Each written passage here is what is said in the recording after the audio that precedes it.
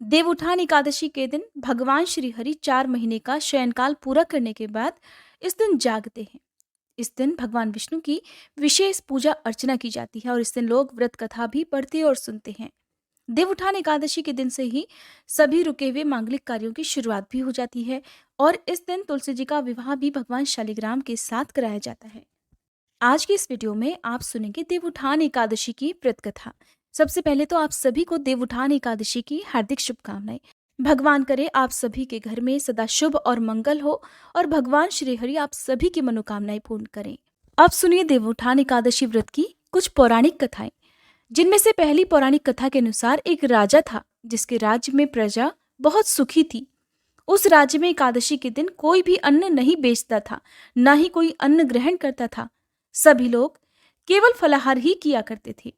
एक बार भगवान ने राजा की परीक्षा लेने के लिए एक सुंदरी का रूप धारण किया और एक किनारे बैठ गए। तभी राजा उधर से गुजरे, सुंदरी को देखकर हैरान रह गए।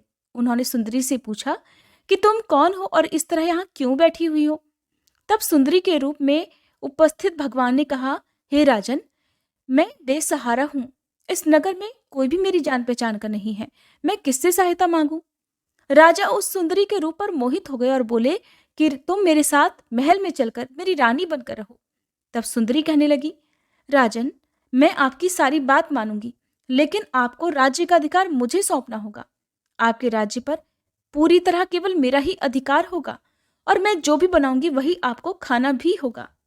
ये सुनकर सुंदरी के रूप पर मोहित होकर राजा ने कहा कि मुझे आपकी सारी शर्तें मंजूर हैं। इस तरह राजा ने उस सुंदरी की सारी बातें मान ली। अगले दिन एकादशी थी, लेकिन रानी ने आदेश दिया कि बाजार में अन्य दिनों की तरह ही अन्न बेचा जाए। इतना ही नहीं, उसने उस दिन घर में मांस मछली आदि पकवाए और परोसकर राजा से खाने के लिए कहा। यह देखकर राजा बोला, रानी, आज तो एकादशी है, इसलिए मैं तो केवल फलाहार ही करूंगा। तब रानी ने राजा को अपनी शर्त की याद दिलाई और बोली कि या तो आप भोजन कीजिए, नहीं तो मैं बड़े राजकुमार का सिर काट लूंगी। राजा ने अपनी स्थिति बड़ी रानी से कही तो बड़ी रानी बोली, महाराज, आप धर्म मत छोड़िए और बड़े राजकुमार का सिर छोटी रानी को दे दीजिए। पुत्र तो हमें फिर मिल जाएगा, पर धर्म नहीं मिलेगा। तभी वहां पर राजकुमार खेलने आ गया और अपनी माँ की आंखों में आंसू देखकर उनसे रोने का कारण पूछने लगा। तब माँ ने सारी बात उसे बता दी। बात सुनकर राजकुमार कहने लगा कि माँ, आप परेशान मत होइए, मैं अपना सिर कटाने के लिए तैयार हूँ। इससे कम से कम मेरे पिताजी के धर्म की रक्षा तो जरूर हो सकेगी। अब राजा बड़े दुखी मन से उस सुंदरी के पास गए और राजकुमार का सिर देने को तैयार हो गए। तब सुंदरी के रूप में भगवान विष्णु ने प्रकट होकर उस राजा से कहा कि हे राजन, मैं तो तुम्हारी परीक्षा ले रहा था और आज तुम इस कठिन परीक्षा में पास हो गए। भगवान ने प्रसन्न मन से राजा से वर मांगने को कहा तो राजा ने कहा कि आपका दिया हुआ तो सब कुछ है, हे प्रभु, आप बस हमारा उद्धार कीजिए। उसी समय वहां एक दिव्य विमान उतरा और तब राजा अपना सारा राज्य अपने पुत्र को सौंपकर उस विमान में बैठकर परम धाम को चले गए।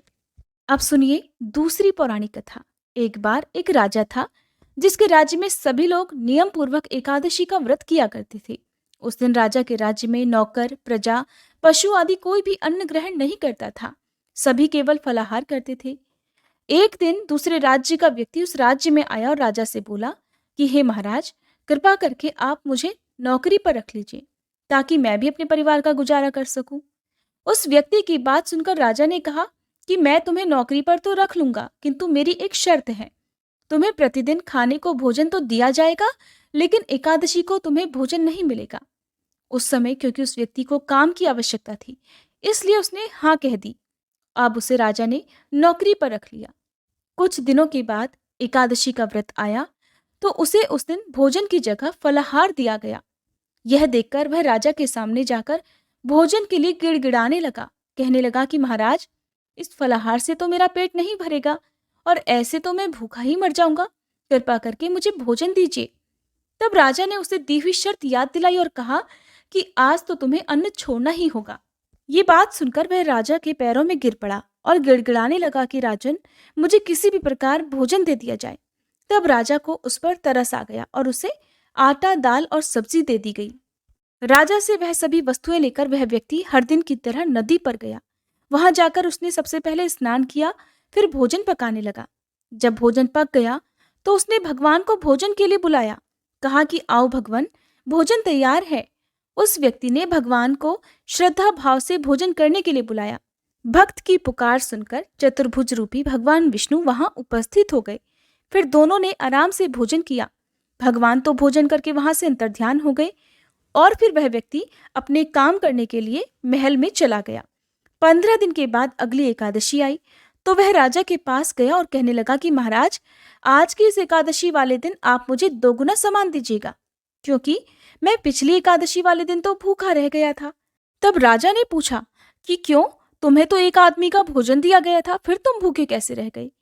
राजा के पूछने पर उस व्यक्ति ने उत्तर दिया कि हे राजन, मैं अकेला भोजन नहीं करता, मेरे साथ तो भगवान भी भोजन करते हैं और इसीलिए हम दोनों के लिए वह सामान कम पड़ जाता है। तो कृपा करके आप इस बार मुझे 2 आदमियों के खाने जितना सामान दीजिएगा। उस व्यक्ति की बात सुनकर राजा को बड़ा ही आश्चर्य हुआ और कहने लगा, मैं नहीं मानता कि तुम्हारे साथ भगवान भोजन करते हैं, क्योंकि मैं तो इतने वर्षों से एकादशी का उपवास रखता आ रहा हूँ, नियमित पूजा पाठ करता हूँ, मुझे तो भगवान ने कभी दर्शन नहीं दिए। उस राजा की बात सुनकर वह आदमी कहने लगा कि महाराज, अगर आपको मुझ पर विश्वास न हो तो मेरे साथ चलकर ही देख लो। राजा ने वैसा ही किया। वह एक पेड़ के पीछे जाकर छुप गया।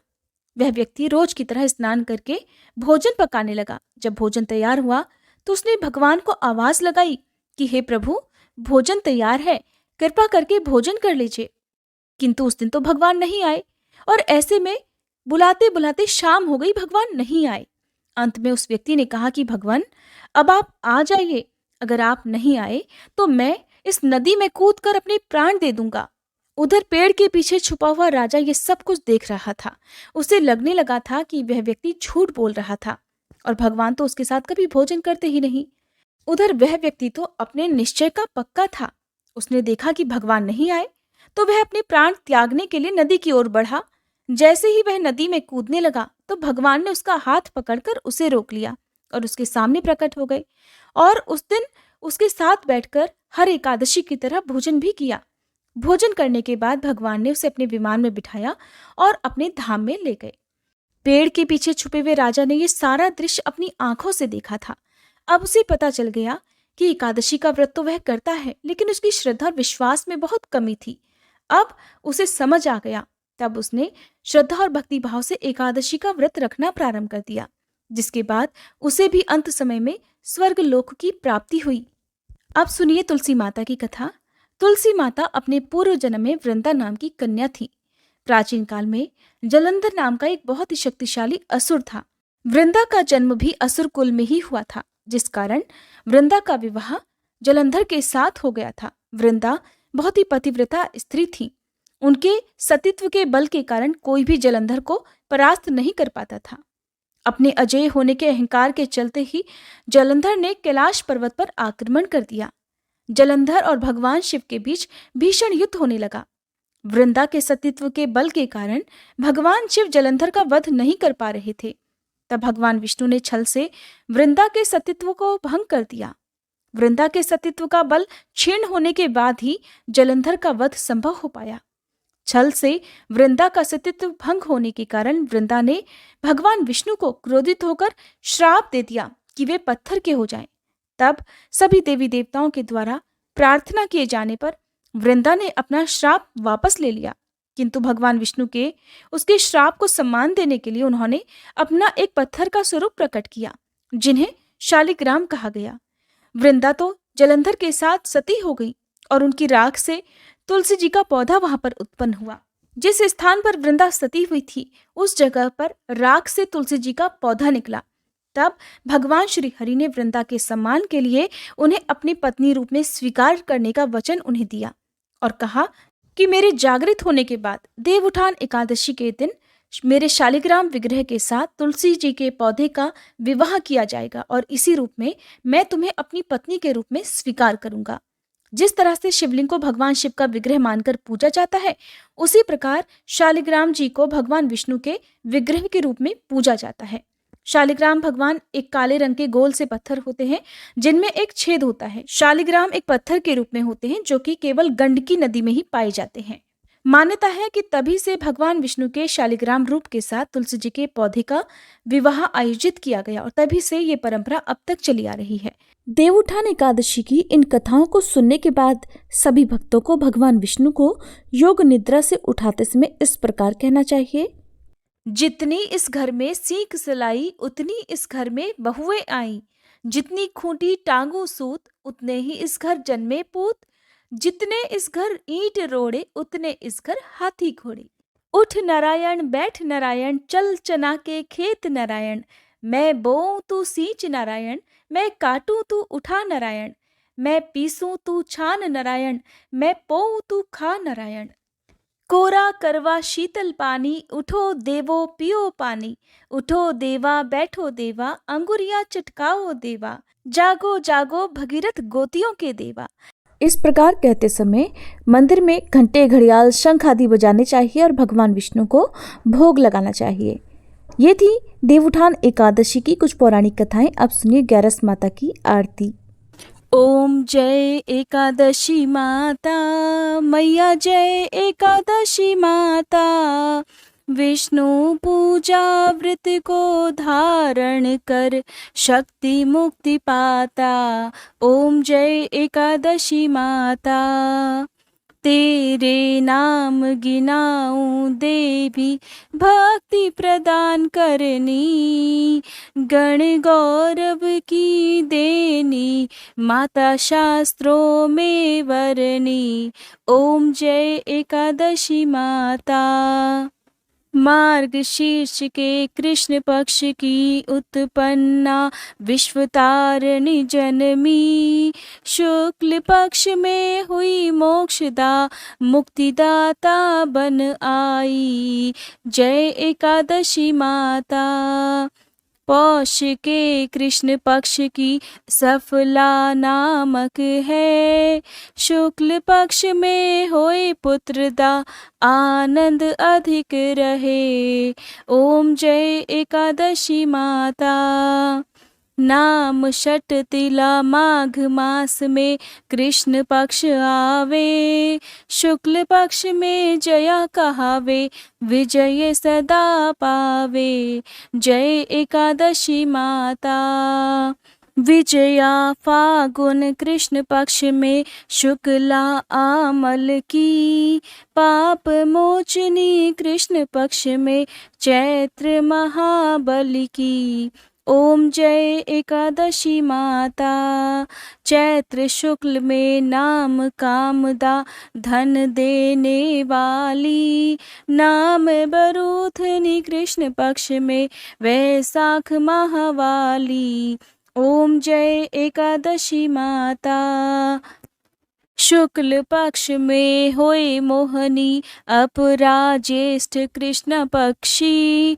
नाम निर्जला सब सुख करनी शुक्ल पक्ष रखी। जय एकादशी माता। योगिनी नाम आषाढ़ में जानो कृष्ण पक्ष करनी। देव शयनी नाम कहायो शुक्ल पक्ष धरनी। जय एकादशी माता। कामिका श्रावण मास में आवे कृष्ण पक्ष कहिए। श्रावण शुक्ला होए पवित्रा आनंद से रहिए। जय एकादशी माता। अजा भाद्रपद कृष्ण पक्ष की परिवर्तनी शुक्ला। इंद्रा आश्विन कृष्ण पक्ष में वृत से भव सागर निकला। जय एकादशी माता। पापांकुशा है शुक्ल पक्ष में आप हरनहारी। रमा कार्तिक में आवे सुखदायक भारी। ओम जय एकादशी माता।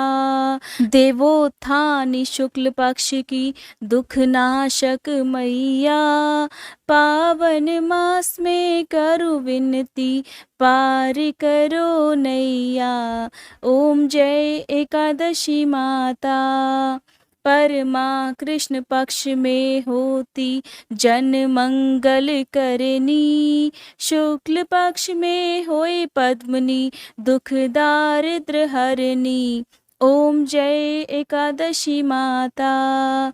जो कोई आरती एकादशी की भक्ति सहित गावे, जन गुरुदिता स्वर्ग का वासा निश्चय वह पावे। ओम जय एकादशी माता। मैया जय एकादशी माता। ओम जय एकादशी माता। अगर आपको ये वीडियो अच्छी लगी हो तो वीडियो को लाइक और शेयर जरूर कीजिएगा।